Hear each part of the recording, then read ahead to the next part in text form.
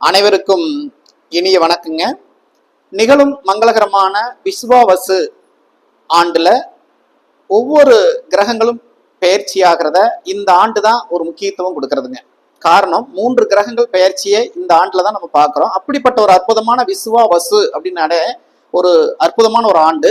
அந்த ஆண்டுல குரு பகவானுடைய பெயர்ச்சி எப்படி இருக்கும் அப்படிங்கிறதுல 12 ராசி அன்பர்களுக்கும் இந்த குரு பெயர்ச்சி எப்படி இருக்குங்கிறதுல நான் மீன ராசி பத்தி ஒரு குறிப்பை உங்களுக்கு சொல்ல போறேன்.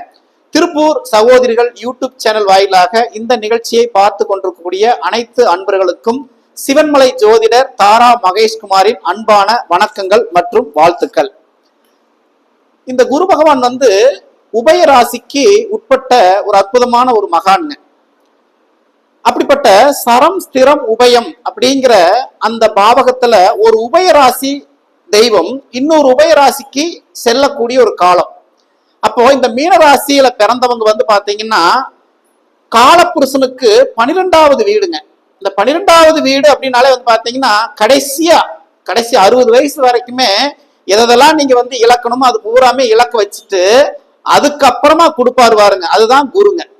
அப்போ சுப கிரகங்கள்ல பார்க்கும்போது முழு சுவர் அப்படின்னு சொன்னாலே குரு பகவானுங்க. பாருங்க, 2.25 நாட்களுக்கு ஒரு முறை சந்திர பகவான் ஒரு ராசியில இருந்து இன்னொரு ராசிக்கு செல்கிறது. அதற்கு நம்ம பெயர்ச்சியாக கொண்டாடுறது இல்ல.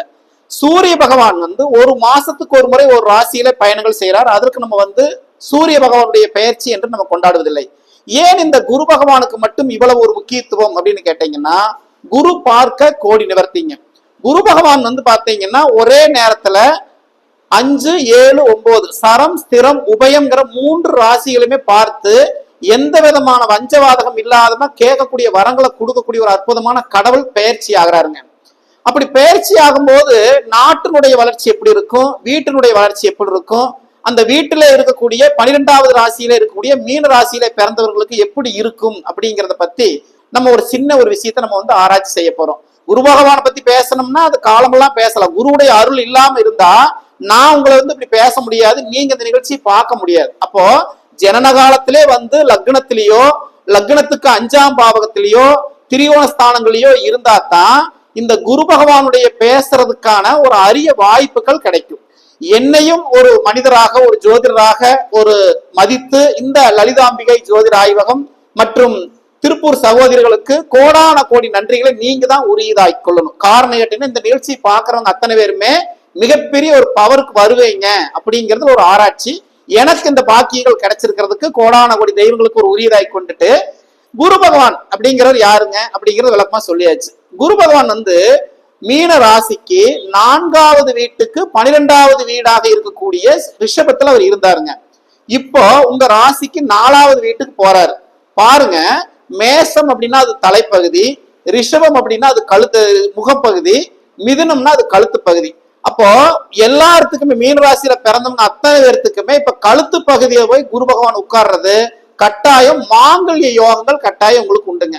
எங்களுக்குள்ளே இருக்க ஒரு ஜோசியர்களுக்குமே பாத்தீங்கன்னா சில காரியங்கள் நடக்காம இருந்துச்சு. அப்ப என்ன கேட்டீங்கன்னா, எப்பொழுதெல்லாம் ஒரு உபயராசிக்காரர் ஒரு உபயராசியில பாத்தீங்கன்னா கழுத்து பகுதியில் உட்காரும் போது ஒரு கோல்டு மெடல் வாங்குறவங்க, ஒரு பெரிய ஜனாதிபதி கையால பாத்தீங்கன்னா ஒரு விருதுகள் வாங்குறது மெயினா கழுத்து பகுதிங்க. மேக்சிமம் பாத்தீங்கன்னா மாங்கல்ய யோகங்கள் கட்டாயம் உண்டு. இந்த நிகழ்ச்சியை பார்த்துட்டு இருக்கிற 12 ராசி அன்பர்களுமே கழுத்துல தங்க செயின் கட்டாயம் போடுவீங்க அப்படிங்கறது நான் பணிபொன்போட தெரிவிச்சுக்கிறேன்.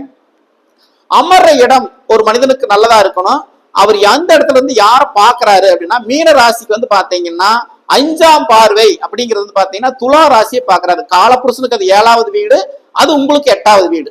அப்ப பாருங்க, திருமண காலகட்டங்கள் இதுவரைக்கும் கடந்த ஒரு 3 ஆண்டு காலங்களாகவே குருவுடைய நிலையே சரியில்லை. குருவுடைய மனசே கொஞ்சம் சரியில்லாம இருக்குது. என்னன்னா, அவர் டிராவல் பண்ணக்கூடிய வீடு பாத்தீங்கன்னா அவருக்கே பிடிக்காம டிராவல் ஆயிட்டு இருக்கிறார். ஆனா இப்பதான் பாத்தீங்கன்னா மிதுனத்துல போய் அமர்கிறாரு.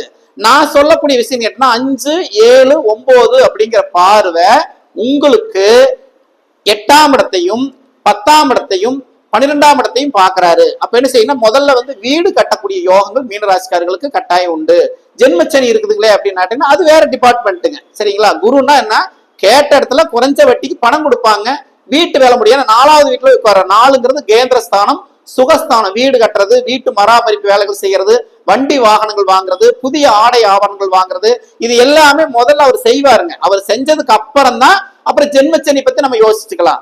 ஆனா அடுத்தது பாருங்க, அவர் உட்கார்ந்த இடம் வந்து மிதுனம் கழுத்து பகுதி, நேர் 7ஆம் இடமே 8ஆம் இடத்துல உங்களுக்கு 7ஆம் இடமா ஒரு காலகட்டங்கள் இருக்குது. அப்போ 8 அப்படின்னா மறைஞ்சிருக்கிறவங்க, இது வரைக்கும் மீன ராசிக்காரங்க ஒரு வெளியில வராம கஷ்டப்பட்டுட்டு கடன்ல நோய்வாய்ப்பட்டு இருந்தவங்க எத்தனை பேர் என்ன செஞ்சிருக்கிறீங்க? இப்ப வந்து சுகரு, பிரஷரு, தைராய்டு பிரச்சனை, கர்ப்பப்பை பிரச்சனை, இந்த மாதிரி ஆண்கள் பெண்கள் பல விதமான வியாதிகள் இருந்து கஷ்டப்பட்டு இருந்தவங்க அத்தனை பேருக்கும் என்ன செய்யறாரு? ரெக்கவர் பண்ணி அவரை கைதூக்கி விட போறாரு. அப்போ உங்களுக்கு நீங்க என்ன செய்யறீங்க கேட்டீங்கன்னா, இந்த குரு பயிற்சி அன்னைக்கு யாரை நீங்க குருமார்களா நினைக்கிறீர்களோ அந்த குருமார்களுக்கு பாத பூஜை செஞ்சு அவங்களுக்கு வந்து பாத்தீங்கன்னா ஒரு குருதட்சணை கொடுத்து ஒரு ஆடை எடுத்து கொடுத்து அவங்ககிட்ட ஆசீர்வாதம் வாங்க. 8வது வீடு உங்களுக்கு 8வது வீடுங்க. அவங்களுடைய மனசு குளிர்ந்துச்சுன்னா நீங்க என்ன செஞ்சிருவீங்க? அந்த கண்டத்துல இருந்து தப்பிச்சிருவீங்க. அடுத்தது பாத்தீங்கன்னா அவருடைய ஒழிக்குதுல இருந்து பாத்தீங்கன்னா 10வது வீடுங்கிறது அவரை வீட்டவே அவர் பாக்குறாரு. அப்ப என்ன செய்யறாருன்னு கேட்டீங்கன்னா, இது வரைக்கும் பூர்வீகத்துல வந்து உங்களுக்கு வந்து ஏதாவது ஒரு தொந்தரவுகள் இருந்து குருவுக்கு வந்து யாராவது சாபம் விட்டுருப்பாங்க. அப்ப இந்த குருவுடைய சாபங்கள் அப்படிங்கிறது பாத்தீங்கன்னா, குருமார்கள் அப்படிங்கிறவங்க வந்து குழந்தை பாக்கியங்கள் இல்லாம இருந்தவங்க, குழந்தை பாக்கியங்கள் இருந்து வந்து பாத்தீங்கன்னா சரியா வந்து குழந்தை, குருனாலே குழந்தைங்க. அப்ப குழந்தைகளுடைய எதிர்காலங்கள் வருங்காலத்துக்கு வந்து பாத்தீங்கன்னா 10ஆம் இடம்ங்கிறது ஒரு பிக்ஸ்ட் டெபாசிட் பண்ணி வைப்பீங்க, நீங்க நம்ம செஞ்சு வச்சிடலாம் அப்படின்னு சொல்லி இந்த காலகட்டங்களை செய்யக்கூடிய ஒரு நேரம். மீன ராசிக்கு 12வது வீடுங்க. 12வது வீடுங்கிறது கும்பம்.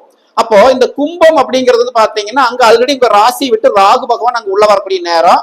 அந்த ராகு பகவான குரு பாக்குறாரு. அப்ப குரு பார்க்கும்போது கேட்டீங்கன்னா கொடிய கோபங்கள், கொடிய விஷங்கள், எதிர்பாராத கோவில் திருப்பணிகளை வந்து உங்களை என்ன செய்வாங்க? ஒரு தலைமை கருத்தவை கூப்பிட்டு ஒரு கோவில் திருப்பணிகள் செய்ய சொல்லுவாங்க. கும்பாபிஷேகங்கள் கட்டாயம் உங்களுக்கு உங்க தலைமையில அது நடக்கும் அப்படிங்கறது தெரிவிச்சுக்கிறோம்.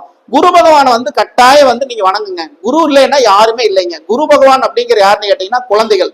அப்ப என்ன கேட்டீங்கன்னா, ஒரு குழந்தை கருவுல உதயமாகும் போதே குருவுடைய ஒளிக்கதிர்கள் இந்த மாதிரி காலகட்டங்கள்ல இப்ப வந்து கர்ப்பிணி பெண்களா இருக்கிறவங்க இந்த குரு பயிற்சி யாகத்துக்கு போய் நீங்க என்ன செய்யணும்? உங்களால முடிஞ்ச ஒரு வேலைகளை நீங்க கட்டாயம் செஞ்சுக்குங்க அப்படிங்கிறதையும் சொல்லிக்கிறோம். சோ இந்த நிகழ்ச்சி வந்து உங்களுக்கு ஒரு பயனுள்ளதா இருக்கும். உங்க சுய ஜாதகத்துல வந்து நல்லா தெரிஞ்சுக்குங்க. இப்ப மிதுன ராசிக்கு குரு போறாருன்னா அங்க சூரியன் இருந்தாச்சுன்னா சூரியனும் குருவா மாறுவார், அதை சார்ந்த பலன்களை கொடுப்பாரு. அங்கிருந்து குரு வந்து துலா ராசி பாக்குறாருன்னா அங்க என்ன கிரகம் இருக்குன்னு பாருங்க. உதாரணத்துக்கு சுக்கரன் இருக்கான்னு வச்சுங்களேன், அத்தையை நீங்க மானசீகமான ஒரு குருவா எடுத்துக்கங்க.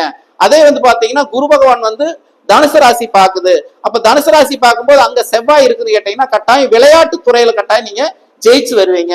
இப்படி எந்த கிரகங்கள் அந்த வீட்டுல இருக்கிறதோ அந்த கிரகங்கள் தான் அந்த குருவுடைய ஒளிக்கதிர்களை வாங்கி அவங்களுக்கு நம்ம கொடுக்கும். சோ யாரோட ஃப்ரெண்ட்ஷிப் வச்சுக்கலாம், யாரோட வந்து ஃப்ரெண்ட்ஷிப் வச்சுக்க கூடாது அப்படிங்கிறது எல்லாமே இந்த குரு பகவான் வந்து ரொம்ப அற்புதமான ஒரு விஷயம் நடந்துட்டு இருக்குது. ஒரே ஒரு செய்தி மட்டும் நான் உங்களுக்கு சொல்லி ஒரு நிறைவு செய்ய போகிறேன். காரணம் கேட்டீங்கன்னா, கற்களை கொண்டு கட்டினால் அது கோட்டை, சொற்களை கொண்டு கட்டினால் அது மனக்கோட்டை. ஒரு ஜோசியர் சொல்றாரு, நான் வந்து இந்த காரியத்தை கடைபிடிச்சேன் அப்படின்னு கேட்டீங்கன்னா, ஒவ்வொரு குருமார்களும் ஒவ்வொரு ஜோதிடர்களும் சொல்லக்கூடிய கருத்துக்கள் அது வந்து வேத வாக்கா இருக்குமே தவிர சாதாரண வாக்கா இருக்காது அப்படிங்கிறதையும் தெரிவிச்சு, கட்டாயம் மீனராசி அன்பர்கள் உங்களுக்கு ஜென்மச்சேனையிலிருந்து உங்களை காப்பாற்றுவதற்கு இந்த குரு பகவான் வந்து உங்களுக்கு மிகப்பெரிய ஒரு யோகமாகவும் மிகப்பெரிய ஒரு யோகமுள்ள ஒரு மகிழ்ச்சியான ஒரு செய்தியை கட்டாயம் கொடுப்பாரு. நீங்கள் யார மானசீகமான குருவா நினைக்கிறீர்களோ அவர்களை தினந்தோறும் நினைத்து அவர்களுக்கான அந்த மந்திர உபதேசங்களை கட்டாயம் சொல்லுங்க.